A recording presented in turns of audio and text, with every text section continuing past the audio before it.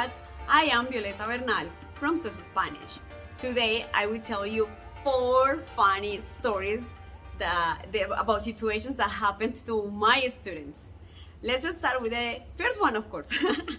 This situation or this story is from a student that lives here in Medellin. He has a girlfriend and they had sex without protection.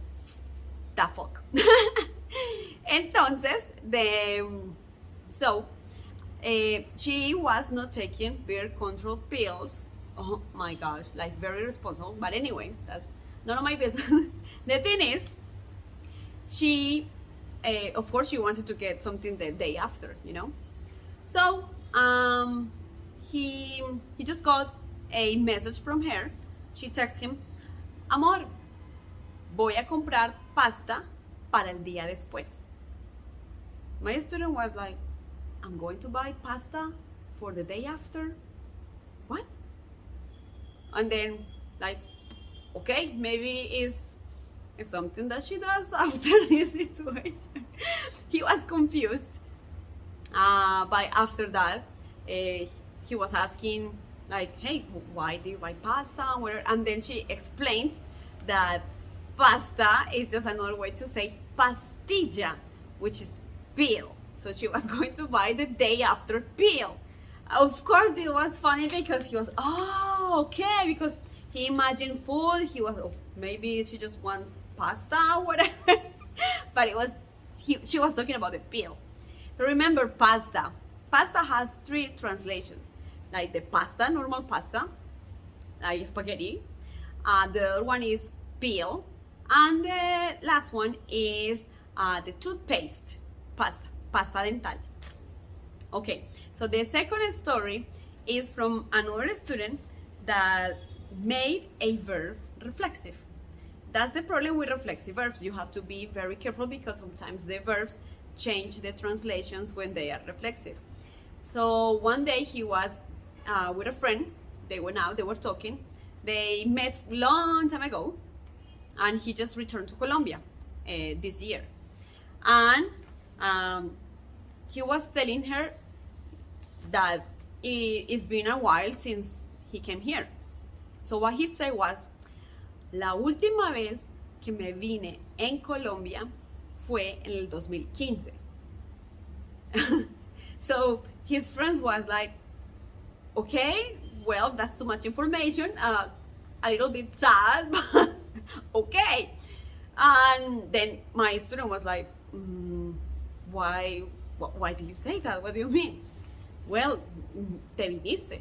So he didn't understand what was going on. The thing is, when you say the verb venir normal, it means to come, like when you come to a place. But when you do the reflexive, like venirse, that means to come, but you know, like having an orgasm or an ejaculation. And then when she explained this to my student, he was like, "Oh my gosh, I've been saying this all week," or I don't know for how long he has been here.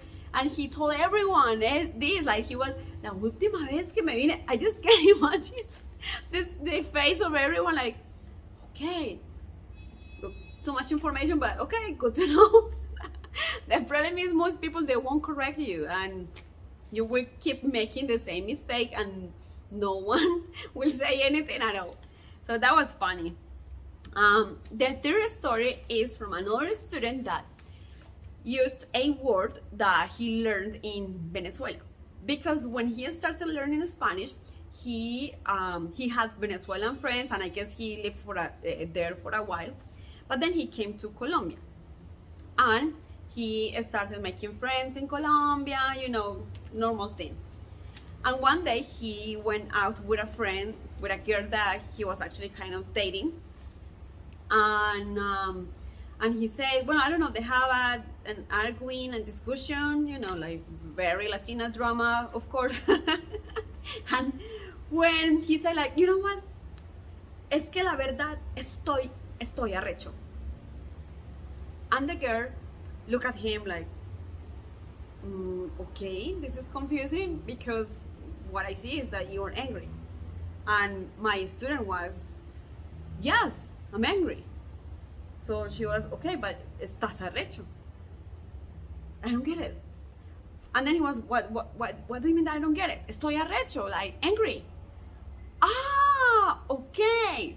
But the problem here was, like, she didn't understand because in Colombia, except the cities close to the border with Venezuela, like Cúcuta, arrecho in Colombia means to be horny. So that's why she was confused, because it's like, okay, we are agreeing, but he's horny, but he's it's just confusing, of course. So that's the problem sometimes with Spanish, that you learn a word from a country and that word just doesn't work in another country. It sucks. Es una mierda.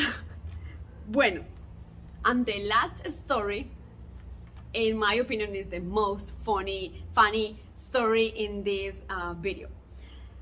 One day, a student that didn't know that much Spanish at all, he just knew a few words, and for some reason, he knew the word Perico. And Perico means cocaine.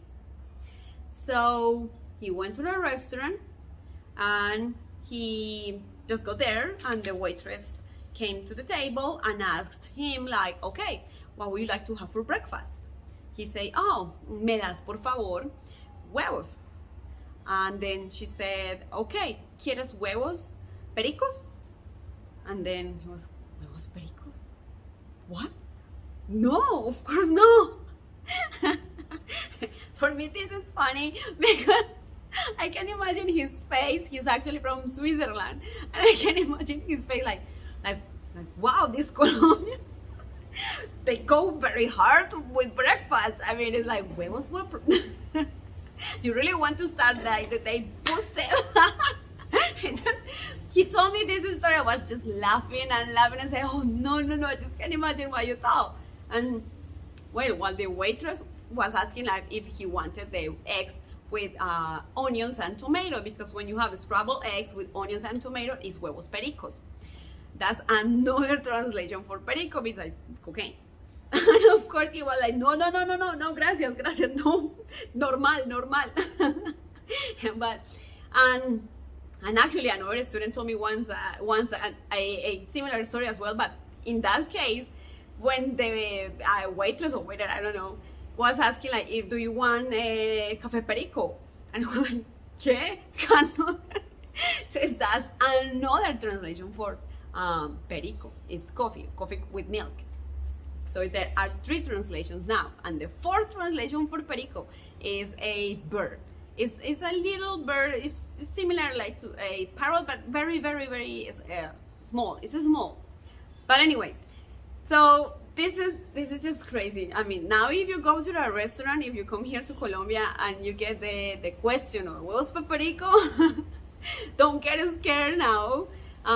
You just know that is like onion, eggs with onions and tomato, or maybe they are talking just about the coffee. Okay, so to finish, if you want to know more of these stories and you want to know informal expressions in Spanish, Colombian jargon, maybe grammar, don't forget to follow me on Instagram, on Facebook, and of course here on YouTube. I post everywhere because the format, the material is different, so you will learn plenty of stuff everywhere. And I have a good news for you. On October 14th, I will launch my video course. I've been working on this the last year. For this course, I'm going to have a online live free webinar. So if you want to become fluent in Spanish, or if you want to reach a intermediate level, sign up for the webinar. It doesn't matter if you don't know anything at all in Spanish, or if you started, or if you are doing Duolingo, or you are studying with another program. It doesn't matter. It's going to fit you for sure. You just can imagine. But for that, then sign up. The link is in the description, and I will see you there on October 14th. I'm going to have a special offer for the launch, so make sure you don't miss it, because it's not something that will happen every time. And if for some reason you watch this video after October 14th, then don't worry, you will have a special offer as well, a special discount for being a How to Expat follower. So the info is also in the description. And yeah, I hope to see you there in the webinar and in my social media, and I hope you keep learning Spanish, because that's very important if you want to move to Colombia or Mexico. It doesn't matter.